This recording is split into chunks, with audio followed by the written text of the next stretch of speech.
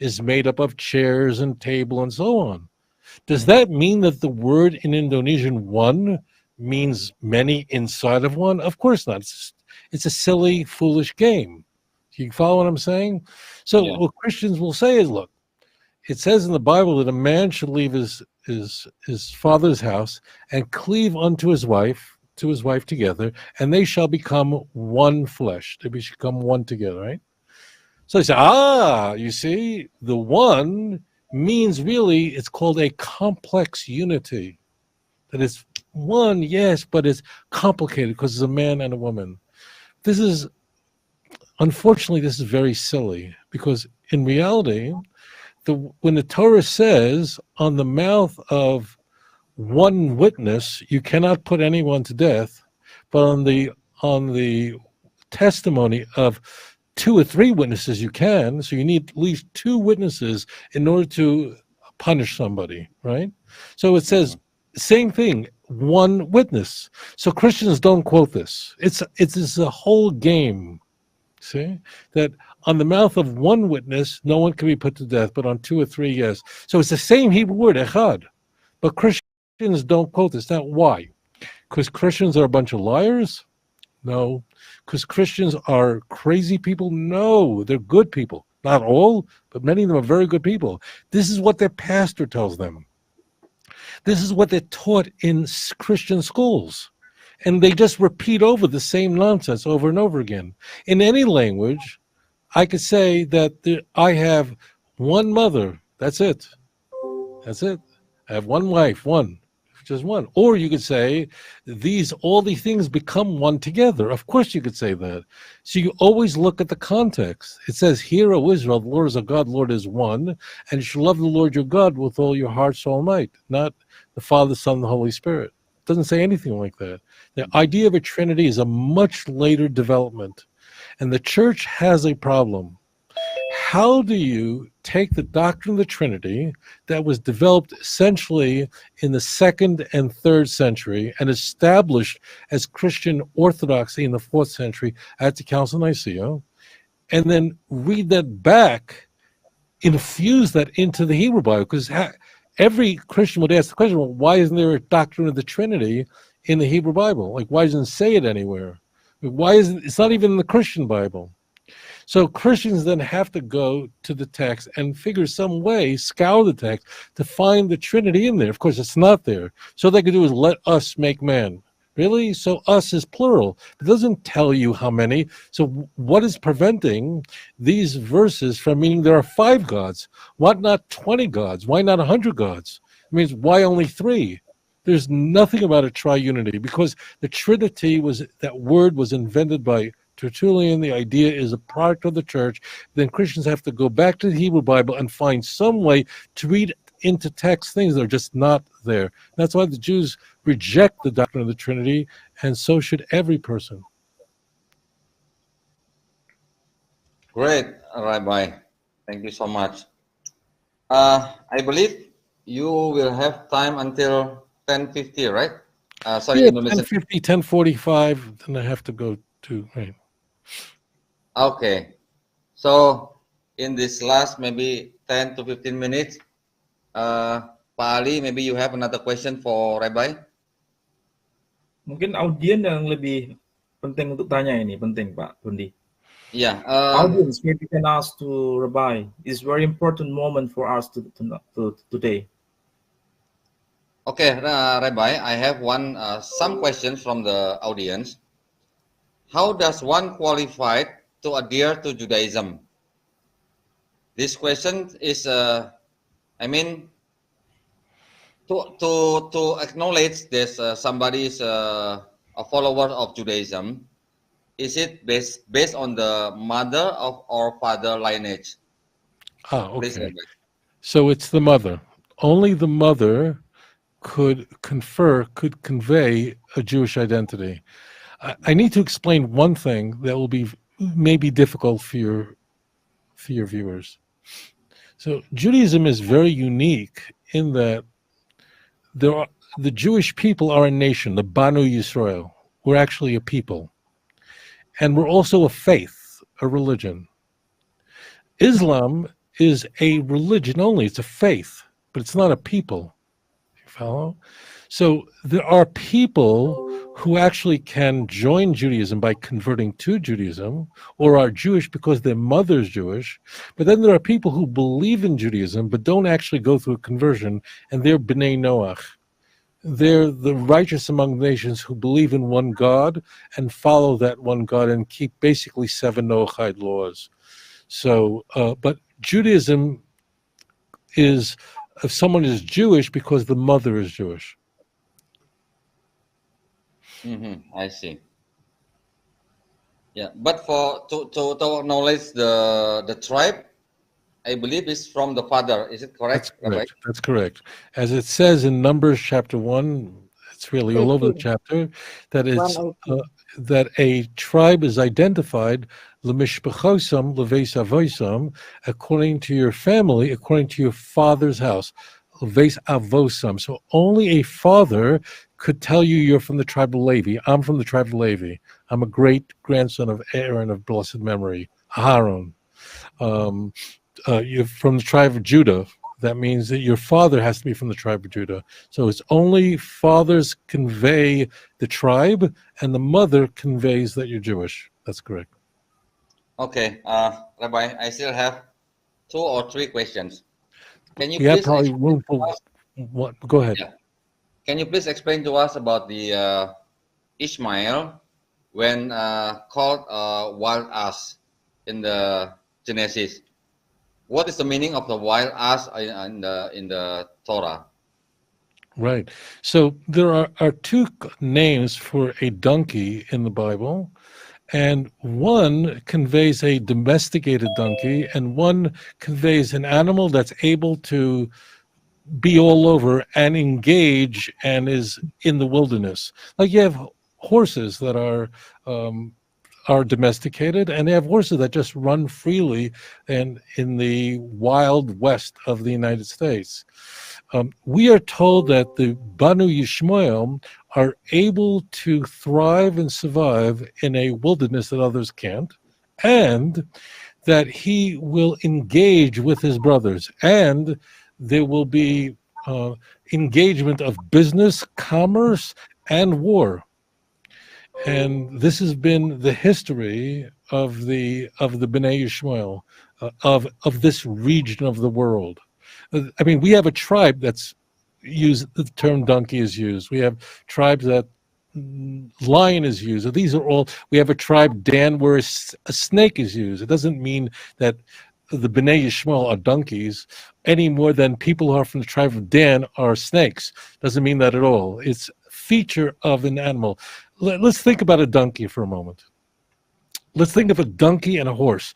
When you're in Indonesia, you see donkeys frequently, not in Jakarta, but sort of outside, right? Yes. People have donkeys. Why don't you see people in Indonesia riding a horse? Why do they ride a donkey? Peasants in Indonesia ride donkeys, but you will never. I never saw an Indonesian riding a horse. Maybe there is. I didn't see it. Why? Kenapa? The reason is very simple. The difference between a horse and donkey, they're both very powerful.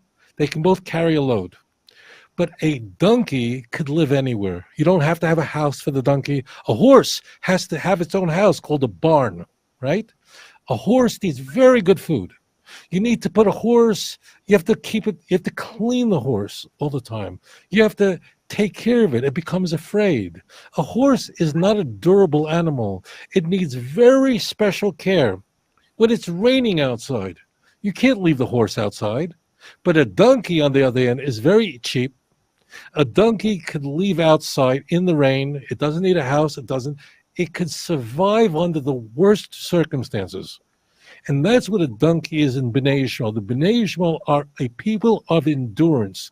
They're able to endure the harshest circumstances and thrive.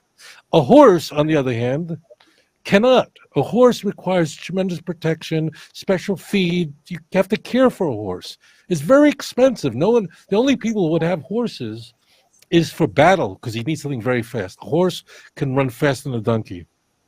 But a horse can't survive. A donkey can. So the donkey, the wild donkey, is the creature that could survive the worst circumstances that no one else can. That's what it means. Thank you so much, Rabbi. My pleasure.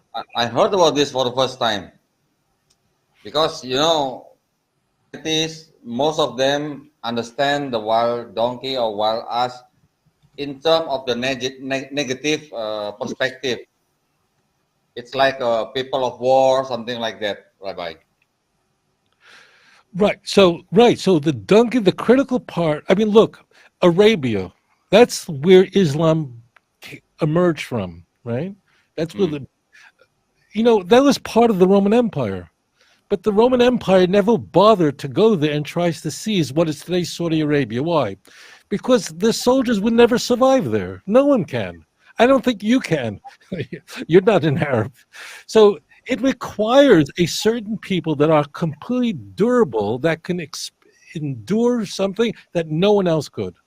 So this is what they meant by the donkey. This is why, my friends, I've been on many islands in Indonesia where you see on the side of the road a man on a donkey, right? Or a donkey, he's pulling a donkey.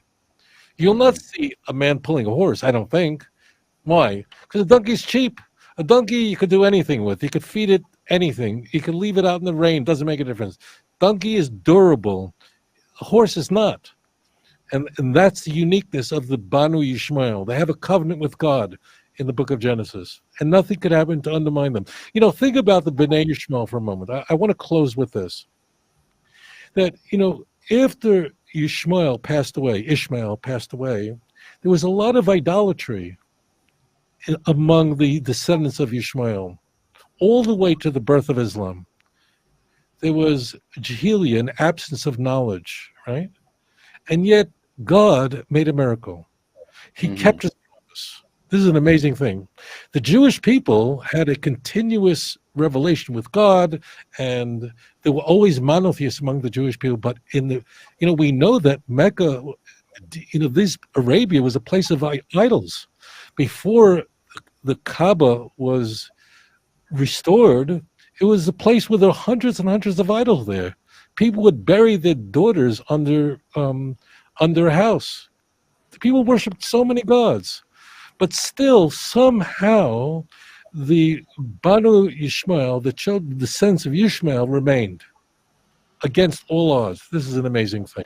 This is God's promise that he made to Hagar when she had nothing. So, of course, people read it that way because they have the foolishness of a donkey. You have to have the mind, a godly mind, not looking to be disrespectful. Okay, thank you so much, Rabbi. One last question, Rabbi, if you don't mind. Okay. This is the very last questions. What do you say for the people who say that Muslims worship the Kaaba or the moon god? This is stupidity. These are people who are arrogant and are foolish and don't even take a moment to just ask Muslims, like, what do you worship? I say this is arrogance because I have never been to Mecca. Right? Mecca is not a place for Jews. It's only Muslims go there, right? So I have many friends who are Muslims who have gone on Hajj, who've gone to pilgrimage, who've gone to Mecca. And I ask them, tell me what happens. Like, I ask Muslims who have gone on the pilgrimage, the sacred pilgrimage, that's a requirement of every able Muslim. And I just ask them, please tell me, what is this experience like? What is it like to go to the Kaaba? When you reach out to kiss the Kaaba, what are you doing? Like, are you worshiping the stones? So if you say that to a Muslim, they'll laugh at you and think you're crazy and tell you need a psychiatrist. I mean, so the reason I say it's arrogance when people say that Muslims worship the moon, I remember many years ago, I was in Egypt, many years ago. And I had the opportunity to scuba dive with a Muslim. Believe it or not, his name was Muhammad Ali. Not kidding. If you're watching this, I just saw him again not that long ago. So many years ago, I don't know how many years ago it was, I asked him, there's a moon crescent above a mosque. Why is it there? Like, that's all you need to do. Like, just ask a knowledgeable. Now, there are some Muslims who don't study as much as other Muslims. Of course, all Muslims want people to study as much as possible. So all you need to do, I say this to anyone who has a question, like, ask the Muslim. Like, if you really are curious about what a Muslim believes, ask him. The idea that Muslims worship the moon is complete nonsense. It's stupidity, utter stupidity.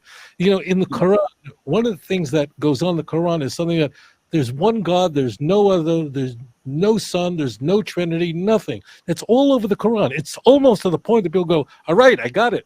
Like, why does it have to say it so much? So, I mean, in the Quran, it's nonstop. There's one God, there's no other. So how could a person see that and then believe in this foolishness?